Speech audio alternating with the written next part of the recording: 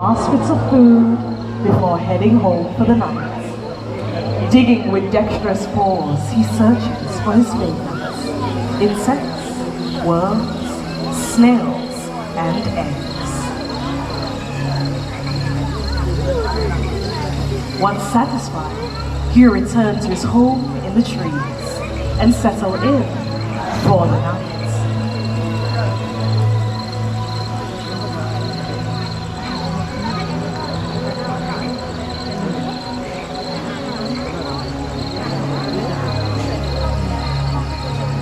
As daytime animals settle down to sleep, the forest comes to life.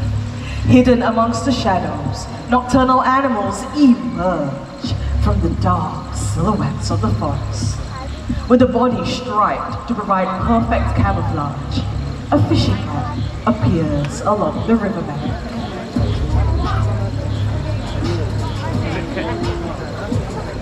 These cats love to swim and dive underwater and wear a layer of short hair so dense that water cannot get through it. It is this layer that will keep them warm and dry, even in chilly waters.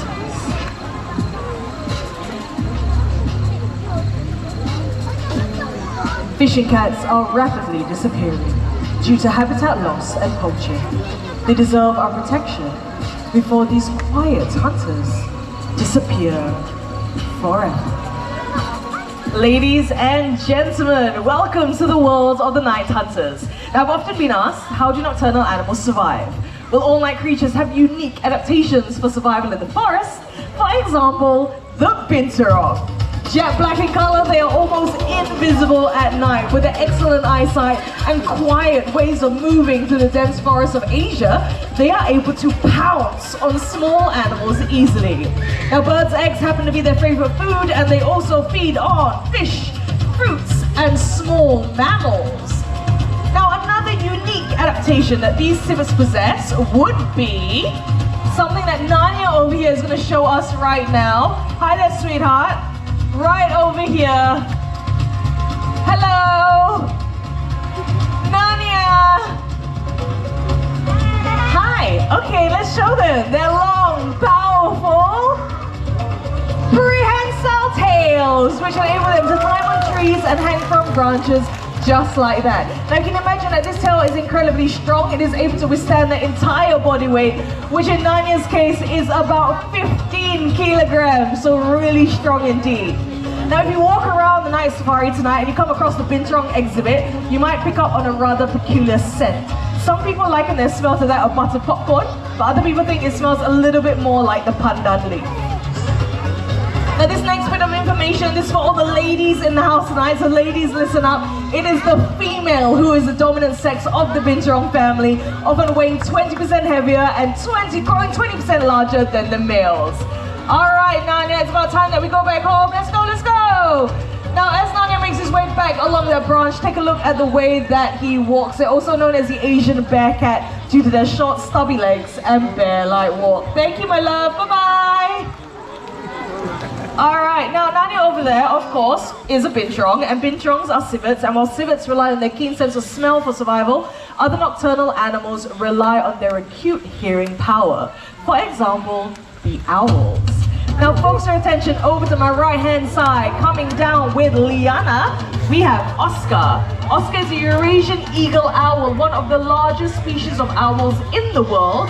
And as their name suggests, they can be found in Europe as well as some parts of Asia. Alright, now moving over to my left-hand side where the noise is coming from, we have Akil along with Midnight. Midnight is a Malay fish owl, also known as a buffy fish owl. They can be found in Southeast Asia, such as Indonesia, Malaysia, and guess what? Even here in Singapore.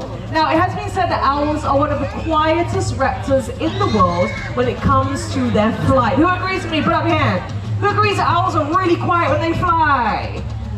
Quite a few hands. Alright, tell you what, we're going to demonstrate this really silent flight for all of you here tonight.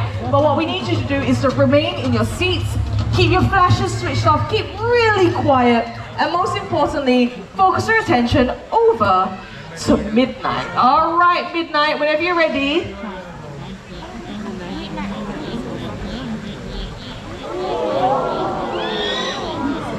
There you go. Now, apart from the screeching, you would have heard no other sound. They're really soft feathers, and this gives them the name, the silent hunters of the night. Now, the reason why they need to be so quiet when they fly is because in the wild, can anyone shout out and tell me, what do owls eat? What do they hunt for?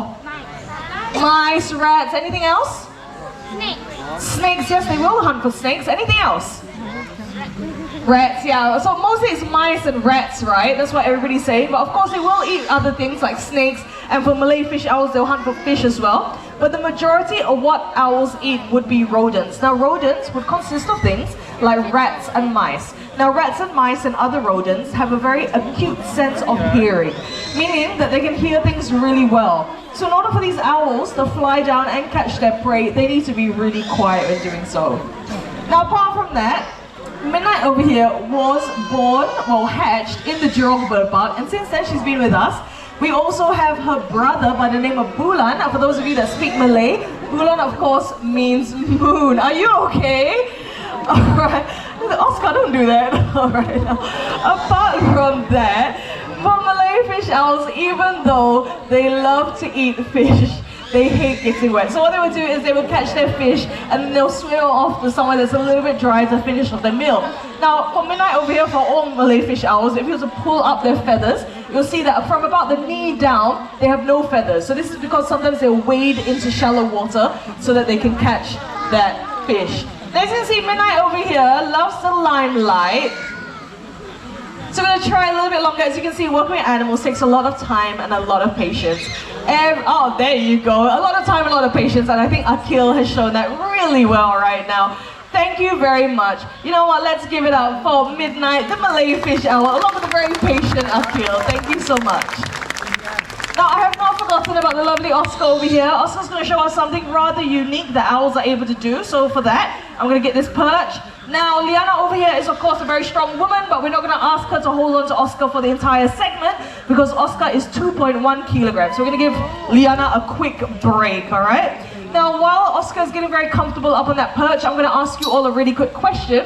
It is really well known that owls are able to rotate their heads quite a bit, right? That's common knowledge. But can anyone tell me by how many degrees? How many degrees can an owl rotate their head? No need to put up your hand, just shout it out. No need to be polite. 360. 360, okay, anything else apart from 360? 180, all right, this side, you're really quiet. Tell me what you think. 270, anything else? A million! A million. If this owl were to turn its head a million degrees, I'll be the first one up and out of here, right? Because that's not normal. All right. Now, the correct answer would be 270 degrees. That's 3/4 of a circle. And the reason why they can move their head so much is because, unlike you and I, they can't move their eyes left to right or up and down. So they have to be able to rotate their heads to take a look around their surroundings. And you know what? At this point in time, I'm just going to let Oscar show you exactly what it is I'm talking about. Take it away, Oscar.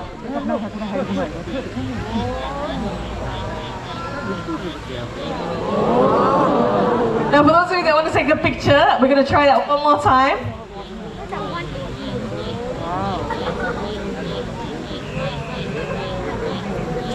Look at that, very impressive and just a little bit freaky. Now, the reason why they have the ability to do this is because they have twice the number of neck vertebrae that you and I have. We humans, we have 7, but for owls, they have a really impressive 14. Now, another very impressive thing about Eurasian eagle owls would be their wingspan, which can stretch up to 6 feet in length. Now, for some comparison, I am 5'3", so 6 feet is even taller than I am. All right, thank you very much. Let's give it up for Oscar, the Eurasian eagle owl, along with Liana. All right. Now for this next segment, do you feel that wind? He's a really powerful owl. And apart from that, if you notice, despite its rather large size, there was hardly any sound.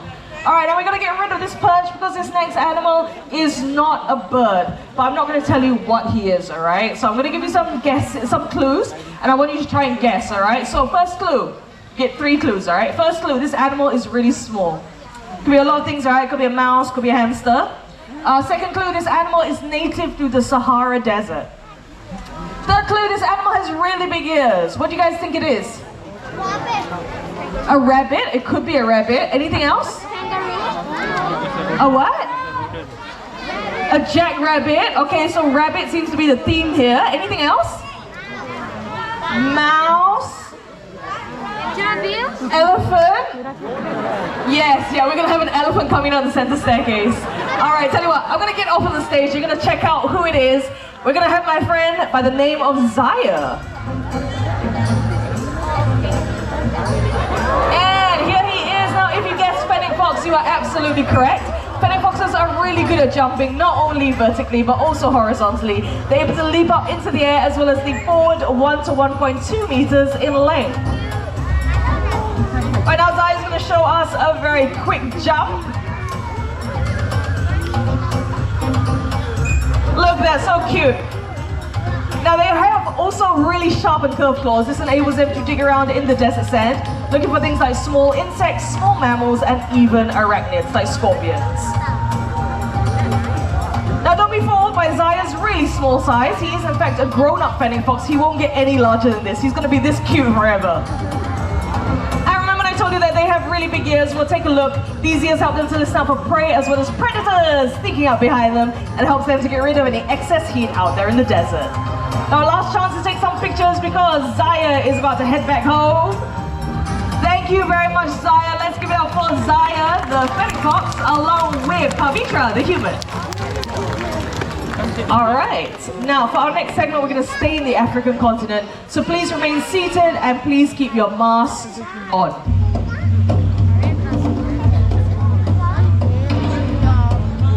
A famous hunter from the African continent. These animals possess a keen sense of smell, able to detect carcasses from many miles away.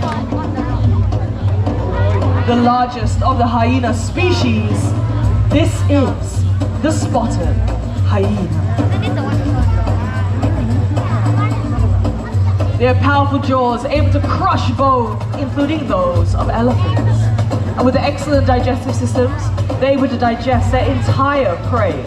This includes the skin, teeth, horns, bones, and even the leaves.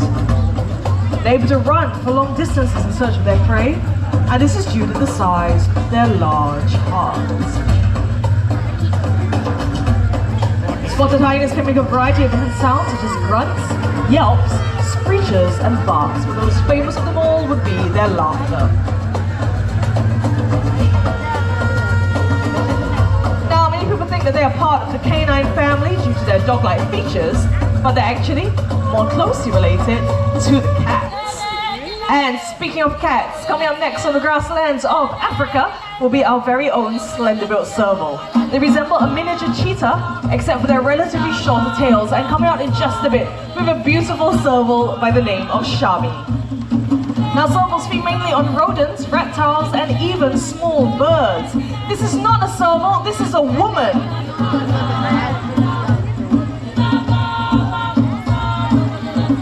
Now here she comes gracefully walking in like the African queen that she is. Ladies and gentlemen, here comes Shami, and isn't she absolutely gorgeous? These cats have long, slender forepaws, and this enables them to dig into burrows, hook at their prey, and pull it out to eat. And while she's doing that up there, you can see Daphne over here has a feather attached to the end of a rope. When swung around, it mimics a low-flying bird. Now, this is something that servals would hunt for in the wild, so this is a great opportunity for Shami to show off her hunting adaptations, her speed, her agility, and her pouncing. Now she's warmed up. Come on, Shami, you can do it. Round and round she goes. Almost got it. Good job, Shami. Let's give it up for Shami along with Daphne. Apart from having those adaptations that I mentioned, speed, agility, and pouncing, they also have really powerful hind legs. Now these hind legs enable them to leap up into the air to catch a low-flying bird which is slow to take off, and they can leap up to 10 to 15 feet into the air. Now apart from that, if you happen to take a look at the back of Shami's ears, you would have noticed that there are black and white markings. These are known as ocelli, and they act as a natural deterrent in the wild, as they kind of look like eyes in the dark. As you tour around the night safari, you come across many endangered animals, many which are fighting a losing battle in the wild. It has been estimated that about 300 different species of animals go extinct Excuse me? Excuse me? Hello? Oh, good. Okay, Toffee, you know what? We were talking about Shami's adaptations. Why don't you show them yours, alright? This is Toffee, our white raccoon. As you can see, he's using his dexterous paws to open up this container. Now he's going to move on to the bigger container over here. Now they use these dexterous paws in the wild, but they can also use it to hold onto door handles, enter people's homes and make quite a mess. Now this is not entirely their fault. Our towns and cities have come too close to their natural habitat, and as a result of the ever-diminishing forest, they have no choice but to come into our world to feed and to survive. And just like that, he's gone. Bye, Toffee! Alright, now, of course, in the wild, they will not need to know how to open up plastic containers because hopefully they will not find plastic containers. But instead, they will use the dexterity of their paws to catch things like crabs and other crustaceans, pull apart the shell, and just eat the very juicy flesh that's inside. Now, with Toffee's appearance on stage here tonight, it does kind of make me wonder what it is that we humans throw away that may get these animals' attention. So you know what? We're going to go check out what got Toffee's attention in this bin over here. Let's see, what do we have? What do we have? We have some common everyday items that we see littered across the night safari every single night. We have some plastic bottles and we have a paper carton. Now, all of these things come from nature one way or another, and they all have one thing in common. They can be recycled. Now, of course, all of this trash will disappear, and we just started using items made from recycled materials, just like this plastic bottle over here. You can find it in our retail stores. Go and check it out after the show. All right, coming up next, we will have two sisters by the names of Bubbles and Bailey. They're going to show us what we can do to start to make a difference. Now, Bubbles and Bailey are Asian small-clawed otters. Brace yourself. They are really, really cute, all right? Here they come. Look at that, along with Pavitra. Now, Bubbles is going to be with Pavitra having some fun. Bailey is going to show her sister how it's done. Very good job. All right, one more plastic bottle to go. Let's give Bailey a little bit of encouragement. She's doing a great job, spreading a very important message. There you go, my love. Now, she is done with those plastic bottles. So, Bubbles, why not? You saw how it's done, right? Why not get started on that paper carton? No? But You do it. I do it. Okay, we're going to switch it up a little bit, all right? I'm not going to do it. I'm going to make sure that the message is going to cross to all of you. So, paper carton, tell me, where does it go? Others, very good. Now, Smells and Bailey come out here to share a very important message, and that is to reduce, reuse, and recycle. That's right. Now, as our journey through the night comes to an end, we shouldn't forget the lessons learned. From the owls in the sky to the binturong on the branch, they want to remind us to protect their cousins in the wild and the fragile environments that they call home. What we do makes a difference, and it is up to us what kind of difference we want to make. Because the greatest threat to our planet is the belief that someone else will save it for us. On that note, we hope you had a great night here tonight. My name is Kenzie. On my right hand side we have Akil, along with the beautiful Rainbow, the great horned owl. On my left hand side we have Daphne, along with the very noisy Midnight, the Malay fish owl. Sound on lights, we have Buzzley, and thank you to each and every one of you for being a fantastic audience. Take care, stay safe, and good night everyone. Bye-bye.